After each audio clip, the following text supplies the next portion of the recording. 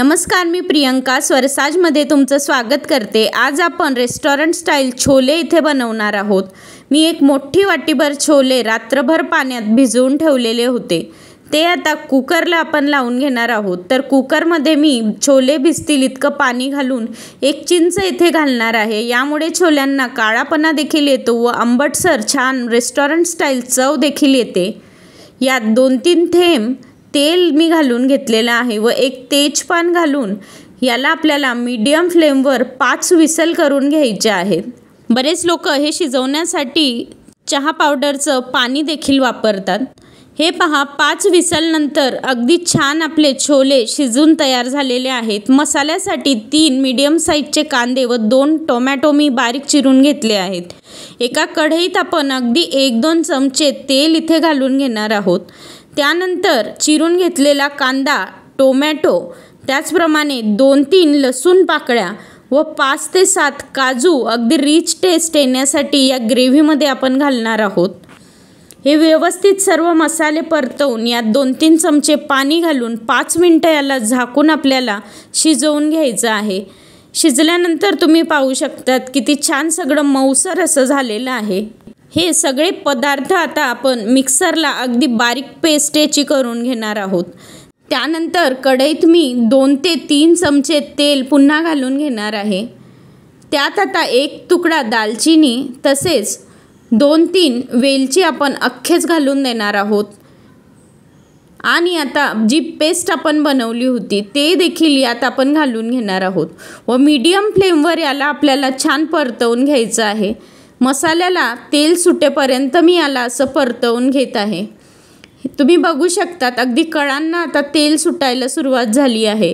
यात 2 चमचे काश्मीरी लाल तिखट, 1 चमचा हळद आणि 2 चमचे धनेपूड आता घालून घेत आहे। त्यानंतर 1 चमचा छोले मसाला तुम्ही इथे वापरू शकता। तो नसेल तर गरम मसाला देखील इथे तुम्ही टाकून घेऊ शकतात। मसाले घातल्यानंतर पुन्हा 1 मिनिट आपल्याला छान याला एकजीव करून घ्यायचं आहे। तुम्ही पाहू शकतात मसाल्याचा कलर आता बदलायला सुरुवात झाली आहे। यात आपण कसुरी मेथी थोडीशी घालून घेणार आहोत। यामुळे छान चव आपल्या ग्रेव्हीला येते। पुन्हा हे थोडंसं शिजवून आपण घेणार आहोत। हे पहा, जे छोले मी शिजवले होते त्यातले अर्धे छोले असे अख्खेच बाजूला काढून घेणार आहे व त्यात जे तेजपान आणि चिंच आपण घालून घेतलेली होती ती हाताने आपण आता या स्टेजला बाजूला करून घेणार आहोत। कारण चिंचेमुळे जो आंबटपणा यायचा होता तो छोल्यांना ऑलरेडी लागलेला आहे। संपूर्ण हे साहित्य बाजूला काढून जे अर्धे छोले आहेत ते मॅशरने पूर्ण मॅश आपल्याला करून टाकायचे आहेत, जेणेकरून भाजी अगदी रेस्टॉरंट स्टाईल आपली बनणार आहे। मसाला देखील छान शिजून आता तयार झाला आहे। यात अख्खे छोले आणि मॅश केलेले छोले दोन्हीही आपल्याला ॲड करायचे आहेत व व्यवस्थित याला आपण आता पुन्हा मिक्स करून घेणार आहोत। जे आपण छोले मॅश करून घेतले यामुळे अगदी दाट अशी भाजी बनते व चवीला खूप छान लागते। हे व्यवस्थित 1 ते 2 मिनिटं आपल्याला असं मिक्स करून घ्यायचं आहे। त्यानंतर यात चवीनुसार मीठ व अगदी चिमूटभर साखर आपण घालून घेणार आहोत, जेणेकरून ग्रेव्ही ही चकाकीदार बनते।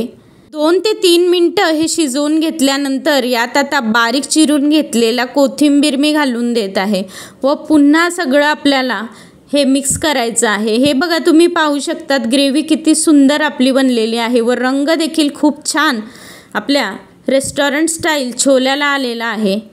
तर ही छोले तुम्ही भटुऱ्यांसोबत सर्व करू शकतात किंवा पुरी चपातीसोबत देखील खाऊ शकतात। तर तुम्ही ही रेसिपी नक्कीच घरी ट्राय करा आणि कशी झाली मला कमेंटमधून कळवा। स्वरसाज किचनला सबस्क्राईब करायला विसरू नका आणि अशाच नवनवीन रेस्टॉरंट स्टाईल पौष्टिक रेसिपीज पाहण्यासाठी स्वरसाज किचनला भेट देत रहा। धन्यवाद।